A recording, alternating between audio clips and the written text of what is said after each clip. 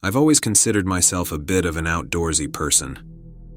I love the smell of the earth after a fresh rain, the sound of birdsong in the early morning, and the feeling of solitude that comes with being deep in the woods. So, when I had the opportunity to go camping alone in the remote wilderness, I jumped at the chance. Little did I know that this adventure would become a nightmarish ordeal I would never forget. It was late September when I decided to embark on my solo camping trip. I had chosen a secluded spot in the heart of the forest, miles away from the nearest civilization. The sun was setting as I pitched my tent, casting long shadows through the tall trees. I built a small fire and cooked up some dinner, relishing the peace and quiet that enveloped me. As night fell, I settled into my sleeping bag, listening to the distant hoots of owls and the rustling of leaves in the breeze. The forest seemed alive with unseen creatures, but I felt safe in the cocoon of my tent. The only source of light was the flickering flame of my lantern, but that sense of security quickly vanished when I heard it, a low, guttural growl that sent shivers down my spine. I froze, my heart pounding in my chest. It was unlike any animal sound I'd ever heard before, more sinister and malevolent. My mind raced, trying to rationalize the noise, but there was no denying it. It sounded human. I slowly unzipped the tent and peered out into the darkness. The fire had died down to embers, casting eerie, dancing shadows among the trees. I strained my eyes, searching for any sign of movement, but I saw nothing.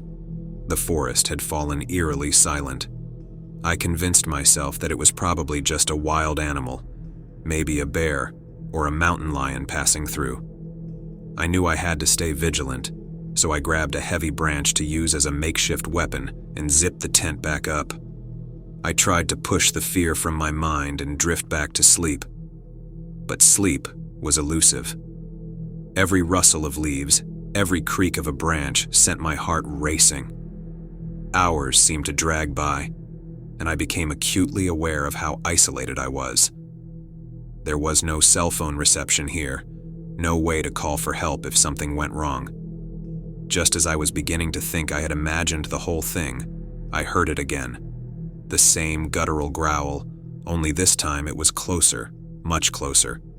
Panic surged through me, and I knew I couldn't stay in the tent any longer. I had to see what was out there. With trembling hands, I unzipped the tent and stepped out into the moonlit night. The forest was bathed in an eerie, silvery glow, and I saw movement among the trees. My heart leaped into my throat as I made out a figure, hunched over and shrouded in darkness. "Who's there?" I called out, my voice quaking with fear. There was no response, just the sound of heavy breathing.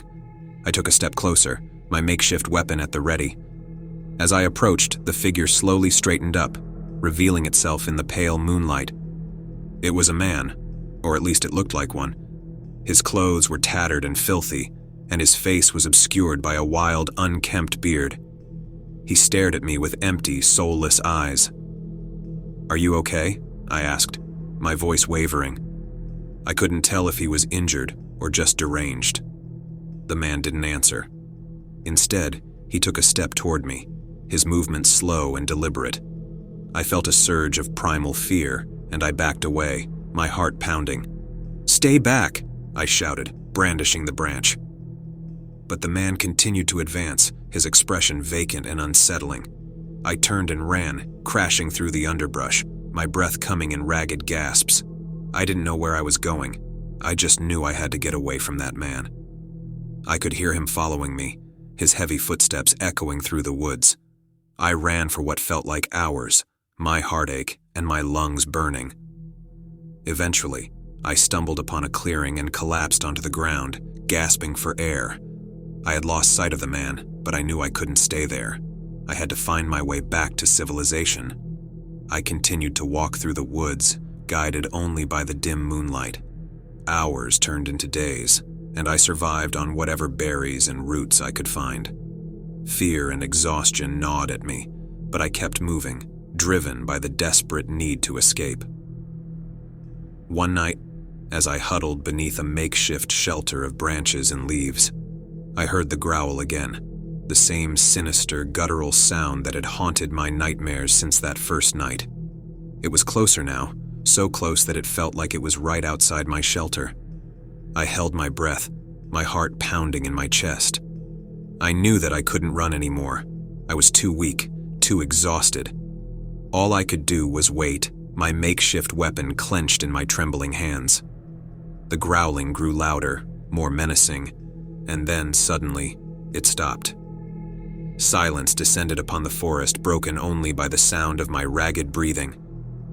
I dared to peek out from my shelter, and what I saw made my blood run cold. Standing just a few feet away was the man from the first night, his vacant eyes fixed on me. But he was different now, twisted and grotesque. His body contorted and shifted, his limbs elongating and warping into something inhuman. I watched in horror as he transformed before my eyes, his flesh melting and reforming into a nightmarish creature. It was much taller than a man. It had long, skeletal limbs, with sharp, bony protrusions all over its body. Its face was a grotesque mask of teeth and empty eye sockets, dripping saliva as it let out a loud, keening wail. I couldn't move. I couldn't scream.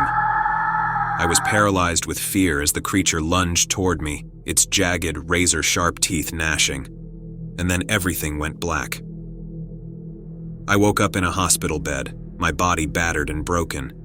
The pain in my right hand was excruciating, even with the painkillers they had dripping into me. I looked up at it, and all I could see was a bandaged stump held elevated above the bed. I could not feel my fingers, just sharp, stabbing pain.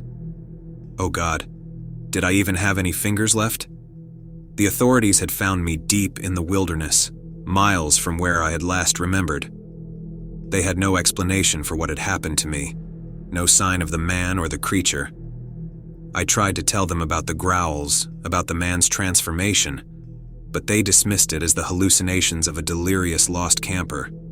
They chalked it all up to exposure, dehydration, and some small animal must have gotten to me, as all the fingers on my right hand were gnawed clean off. But I know what I saw. I know the terror that lurks in the heart of the forest, waiting for unsuspecting souls like me. I will never forget that night, and I will never go camping alone again.